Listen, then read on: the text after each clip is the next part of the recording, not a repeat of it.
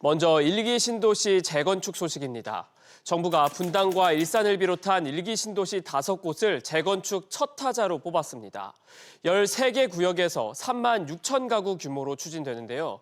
반길 일이면서도 넘어야 할 산은 많아서 걱정입니다. 오는 2030년 입주를 목표로 하고 있지만 계획대로 흘러가기엔 분담금 그리고 이주 비용 등 따져야 할 게 남아 있습니다. 기사 연속으로 보고 오시죠. 지은 지 30년이 넘은 경기도 고양시 일산 강촌마을 5단지 아파트입니다. 아파트 단지 일대 3,600가구가 오는 2027년부터 새 아파트로 탈바꿈할 예정입니다.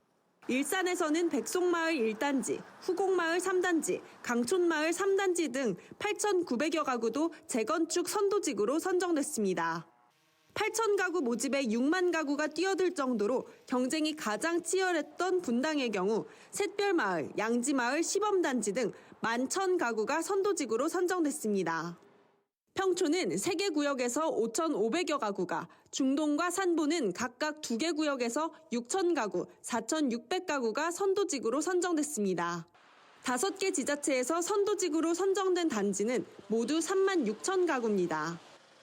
정부는 선도지구의 신속하고 성공적인 사업 추진을 위해서 적극적인 행정지원, 맞춤형 금융지원 방안 도입, 주민협력형 정비 모델 적용 등을 추진할 계획입니다.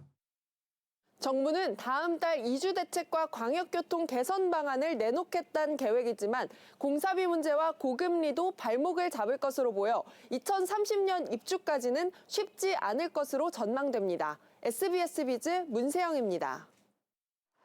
1기 신도시 재건축은 선도지구 주민들을 먼저 이주시키고 해당 구역에 신규 주택을 건설해 순차적으로 재건축을 진행하는 방식으로 이뤄집니다. 2030년부터 입주가 이뤄지려면 선도지구 아파트 주민들은 오는 2027년 이전에 이주해야 하는데 매년 2만에서 3만 가구의 이주 수요가 발생합니다. 앞서 국토부는 올 1월 공공임대, 공공분양주택으로 이주 수요를 흡수할 계획이었지만 이주단지의 추후 활용도가 떨어질 우려가 나오면서 사실상 철회했습니다. 이주대책 같은 경우도 지금 선도지구만 하더라도 꽤 많은 물량들의 이주 수요들이 나오는데 주변의 반경 5km 이내에 전세 가격, 매매 가격 무조건 올라갑니다. 그러면 그걸 소화를 하려면 이주 단지를 만들어야 되거든요. 분담금도 큰 걸림돌입니다.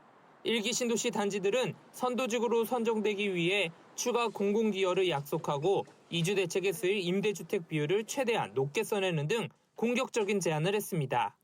모두 사업성에 영향을 줄 수 있는 요인인데 최근 공사비급 등으로 재건축 추진 과정에서 수억 원의 추가 분담금이 나오면 주민 간 갈등이 불거지고 사업 추진이 늦어질 수 있다는 지적도 제기됩니다.